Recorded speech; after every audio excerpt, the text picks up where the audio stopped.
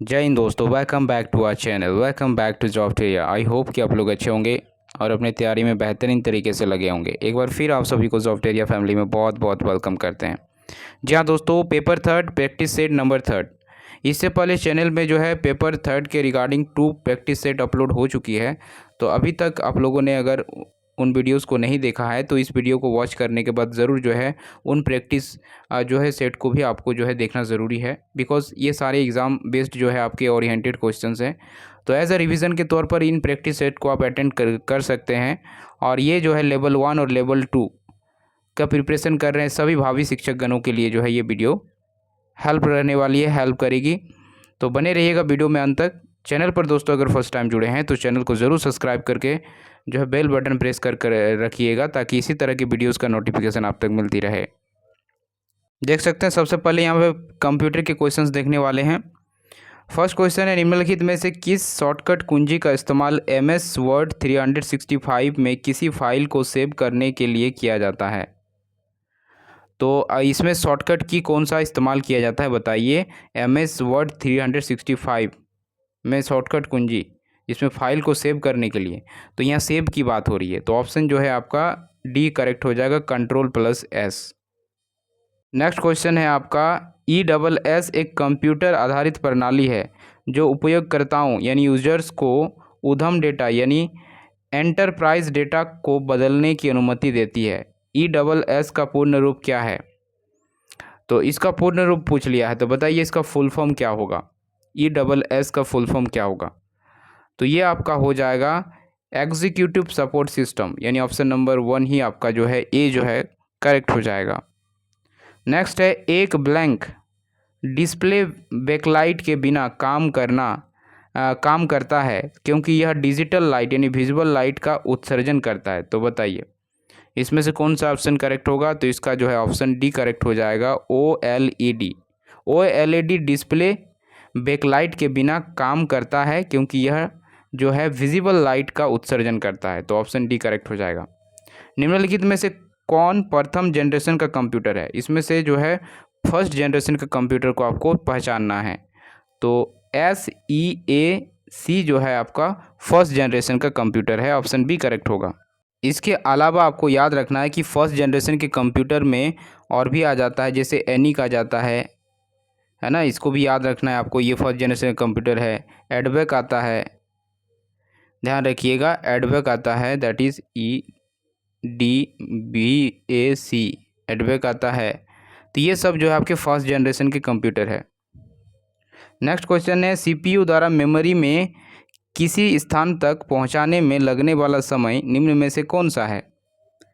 तो ये आपका हो जाएगा, देख, मेमोरी एक्सेस टाइम। क्या होता है? मेमोरी एक्सेस टाइम, यानी सी ऑप्शन आपका जो है करेक्ट हो जाएगा। नेक्स्ट क्वेश्चन है, एक संदेश जो किसी व्यक्ति को उसके सामाजिक सुरक्षा नंबर, बैंक खाते की जानकारी या वेबसाइट के लिए लॉगिन उपयोगकर्ता नाम, पासवर्ड जैसी जानकारी प्रदान करने के लिए धोखा देने की कोशिश करता है, एक प्रकार का मेलवेयर है, जिसे क्या कहा जाता है?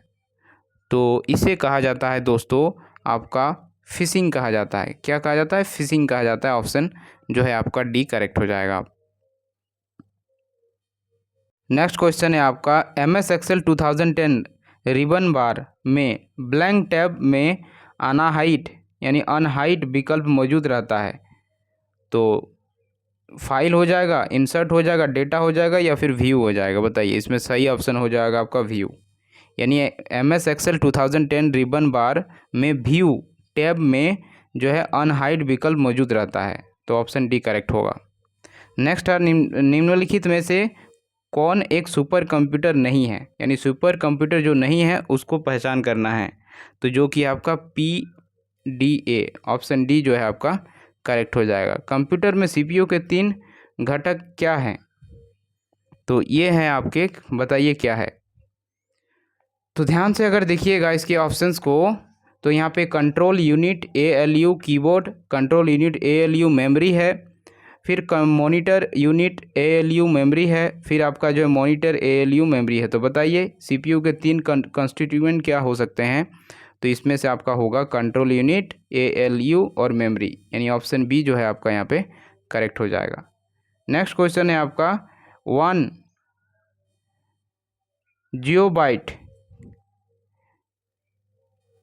जियोबाइट का जो है किसके बराबर होता है। तो यहाँ पे अगर देखिएगा तो ये 2 टू दी पावर 100 बाइट के बराबर हो जाएगा। तो ये जो है आपका करेक्ट हो जाएगा ऑप्शन ए। अब देखिए झारखंड के से संबंधित महत्वपूर्ण क्वेश्चन को करने वाले हैं। झारखंड जीके से सामान्य ज्ञान, यानी झारखंड का निम्न में से कौन सा स्थल जैन धर्म से संबंधित नहीं है। तो नहीं पूछा है, यहाँ पे नहीं का चुनाव करना है। तो इसका सही आंसर हो जाएगा मूर्तियाँ, डी ऑप्शन करेक्ट होगा। नागवंशी राज्य की स्थापना निम्न में से किस सदी में की गई थी। तो इसकी स्थापना जो है आपकी की गई थी 10वीं सदी में। देवनागरी लिपि में लिखी गई प्रथम संथाली काव्य संग्रह कुकमू के लेखक कौन हैं। तो इसके लेखक हैं आपके बाल किशोर साहू, ऑप्शन सी करेक्ट हो जाएगा। मुंडा जनजाति अपनी भाषा मुंडारी को क्या कहते हैं। तो ये कहते हैं होड़ो जागर। होड़ो जागर जो है ये कहते हैं अपनी मुंडारी भाषा को, ऑप्शन ए करेक्ट हो जाएगा। चतरा की लड़ाई में अंग्रेज अधिकारी मेजर इंग्लिश ने विद्रोह पर काबू पाने के लिए कौन सी नीति का आरंभ किया था। तो इन्होंने नीति का आरंभ किया था दमन चक्र नीति, ऑप्शन बी करेक्ट हो जाएगा। नेक्स्ट है आपका चाईबासा में सैनिक विद्रोह के पूर्व ही यहाँ के principal assistant commissioner major Sismore Chaibasa को किस राजा को सौंप पर भाग गया। तो ये थे आपके Chakradhar Singh, option A correct हो जाएगा। 2 अक्टूबर 1857 में हुए चतरा की लड़ाई के बारे में निम्नलिखित कौन सा कथन सही है। तो इसमें से अगर देखेंगे तो आपका ऑप्शन जो है डी करेक्ट हो जाएगा। इसमें से सभी कथन जो है यहाँ पे गलत है, सही कथन चुनना था। तो ये सभी स्टेटमेंट जो है गलत है, डी ऑप्शन आपका करेक्ट हो जाएगा। झारखंड विषयक समिति का संयोजक किसे मनोनीत किया गया। तो ये आपका जो है मनोनीत किया गया है आपका BS लाली को, ध्यान रखिएगा, इंपॉर्टेंट है।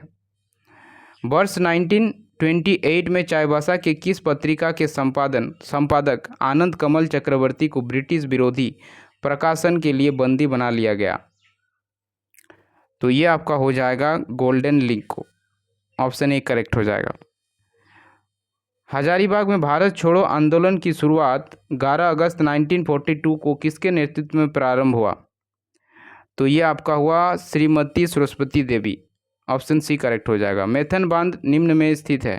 तो मैथन बांध कहाँ स्थित है। तो धनबाद जिला में स्थित है।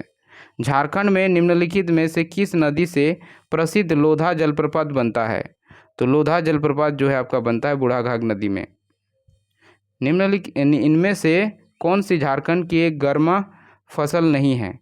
तो गर्मा फसल इसमें से कौन सी नहीं है। तो आपका सरसों, ये करेक्ट हो जाएगा। झारखंड का मुख्य प्राकृतिक प्रभाग क्या है।